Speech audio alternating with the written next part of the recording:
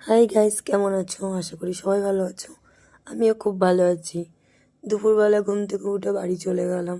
আমি আর এনকে পুচু বাড়ি গিয়ে বাড়ি যাচ্ছি। বাড়ি যেতে যেতে আর আমি যেখানে থাকি ওই বাড়িটা দেখাচ্ছি। দেখো, ওই বাড়িতে আমি ভাড়া থাকি, ঠিক আছে? ওখান থেকে এখন বাড়ি যাচ্ছি। বাড়িতে খাওয়া দাওয়া করে বেরিয়ে পড়েছিলাম একটুখানি বিকেলে। ইচ্ছা করছিল কোথাও যেতে, তাই ক্যাফে চলে গেছিলাম।